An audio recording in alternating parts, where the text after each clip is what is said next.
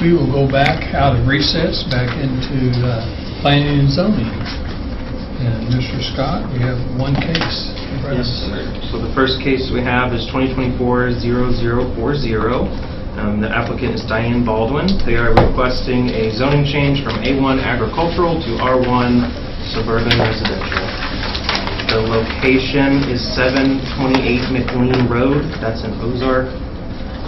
Surrounding land uses are primarily either large wooded tracts or smaller single-family residential tracts. The surrounding zonings to this parcel are mostly R1. There is a large A1 tract to the north of this parcel. The applicant is requesting a change in the zoning classification for the 19.5 approximate acre parcel to R1 in order that it could be lawfully developed and utilized as a location for a future primary use which would be acceptable within the R1 district. For some history on the site, it has been this way for quite some time, but it is currently undergoing construction on a single-family residential structure that's permitted through the Building Inspections Department. As far as how our land use plan looks at this, it is in the urban service area with the City of Ozark. It is in Tier 2 of that overlay, and their future land use map would note this tract as appropriate for single-family residential. The subject parcel, again, is surrounded by other neighborhoods and residential uses, and does have direct frontage along McLean Road. No specific provisions for landscaping or buffering. As far as building design, there is that one structure that's underway. Anything future would go through the Building Inspections Department, but no particular anything at this time. It is serviced by well and septic, and then any new structures that were built, if there was to be new single-family residential, would have to go through the health department for their septic and DNR for a new well if they were to want that. No anticipated stormwater impacts due to the rezoning. No anticipated groundwater impacts due to the rezoning. There are no maps or anything that we're aware of as far as sinkholes or floodplains on the property, and no particular concern for traffic impact at this time. The property does lie in Ozark Special Road District, so if they were to further subdivide or try to build a road or need new driveway permits, anything like that, they would have to go through Ozark Special to get approval for that. At the Planning and Zoning meeting, the owner did speak to their intent to split the property into 3 individual parcels. They would retain one and then sell the other 2 to their children to live on, and there was no other public comment at that meeting that was given.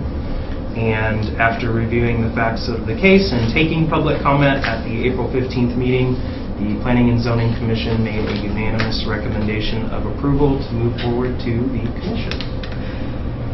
If there's any questions you guys have, I'll try to answer them. Any comments or questions to Mr. Scott? I don't think so. I mean, pardon me. The applicants here.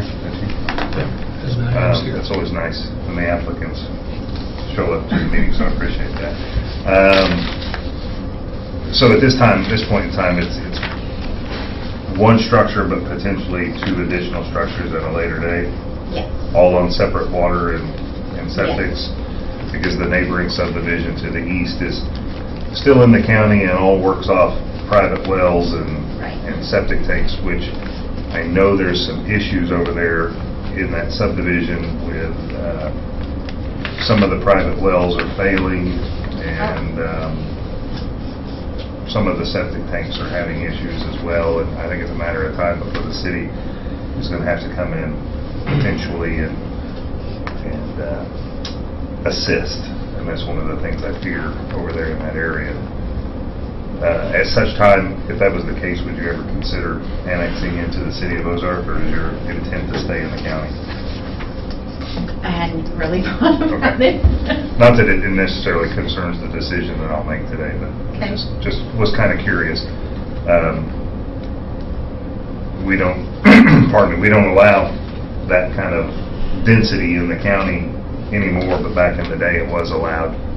And it's starting to cause a lot of issues over there in that subdivision. So that makes me nervous for our constituents that are going to have to be investing a lot of money in redoing wells in their private water system and stuff. I don't have anything further. Thank you. All right, and thank you. And I do too, thank you for being here. So I would entertain a motion to approve this request. I would be happy to make that motion. Okay, we got a motion? Second the motion. We got a second. All in favor, say aye. Aye. It passes. Thank you very much. Thank you. That concludes our meeting, except for my communications. Scott, did you? Can I have you note in minutes the second case that we're not Yeah. presenting? I Yes, can. go ahead and mention So that. I will go ahead and mention on case 2024-0057, which was being represented by Sean Turner. He did move through the planning and zoning process on his rezoning request on April 15th as well. He was given a unanimous recommendation of denial at that meeting, and after that meeting requested our office withdraw the case. So you'll all have the email where they requested that withdrawal. So there is nothing to consider or hear at this time on that case. Very, very good. Okay. And then I just have a few communications that I want to make sure that we know of. So next Tuesday, May the 7th, we do have Board Board of Adjustment. I will be there. So I will be there, so all three of us will be there. It's at 9 a.m. at the Resource Management Building. Okay? So that's Tuesday. Wednesday, we have a holiday. It is President Truman's birthday, and so that's a state holiday, so we will be closed. And that means, Ms. Kayla, on Thursday, we have a commission meeting. They have to get the agenda items in by... Well, I can post no later than Tuesday at 9 a.m. Yeah, so that makes it a little harder. So we would need to probably warn everybody that the commission meeting, we have to have all the agenda items in by 9 a.m. on Monday, because we will be closed on Wednesday, and we will be here at 9 a.m. on Thursday for the commission meeting. Anything else that you all have that we need to communicate? The only thing I have a question, pardon me, I don't know why I have that little cough this morning. I would like to just kind of get an update of where we are in the process of assimilating all the necessary information with our boards and commissions that we oversee, because we still have the 3 commissioners on the Planning and Zoning Commission who technically are operating in an extension capacity as their terms expire. I'd like to kind of escalate the necessity to get through this process. Good question. I will start working with Ms. Kayla again. Okay. We'll start requesting the information that we were wanting to get. Okay. And so I've tried to talk to a few of them, but I have not sent it out by letter. Okay. And I think we're going to have to do that, because I don't think we received anything back. So until we actually request a formal letter of what we want them to give us, where we can kind of look at it, I don't think we've had much response. I mean, in the the best case scenario, we can do everything at one time, at least get our position in place, our policy in place.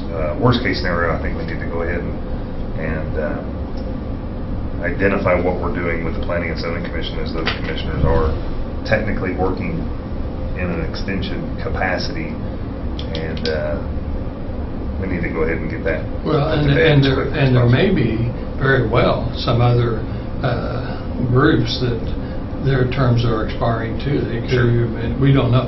I think one of the beauty of when we get this all done is that Ms. Kayla, we can have a folder with each group, each board, and we can know when they're members. We will know everything about that board inside that folder. So any of the 3 commissioners can look and see any questions would all be retained in that folder, and we could keep it updated.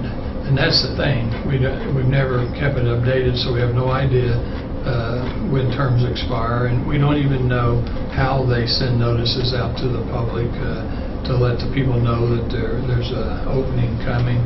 So we just need to kind of look at all that. So we'll try to get that. We'll try to get that completed in the month of May. Perfect, thank you. Okay. And we do have one library board position full. Yeah, that we do know that we're going to be, and we already have the application. It's all out there online, but I don't think We have one person turn it in. we have one application already. Okay, and we probably should start promoting that a little bit too, just to let them know that's coming up. We will do that same process that we did last year. So according to what we have posted out there and the timeline that we had discussed and was presented,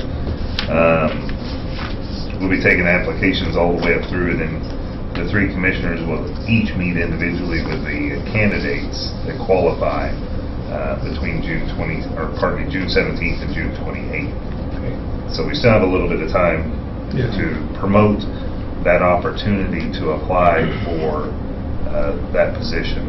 Okay. But mid-June, we're going to be doing the interview. And if it's only one, well, that shouldn't take us very Yeah, long. so I was going to say, no matter what the number is, it's going to be a small number. It'll be a lot easier than what we did last year. And so, Anybody know what the name was on the one that we have? I can look, I have it at my desk. Why don't you send me that name? Is that Mr. Garrett? John Garrity, I think he's a minister. Is he not a minister, John Garrity? I don't think so. Oh, really? I don't think so. He actually attends some of the clever chamber meetings, lunches. I've met him over there, John Garrity, but I thought he might have been a minister for some reason. He could be, but I'm not 100%. But that's all I have. All right. Okay.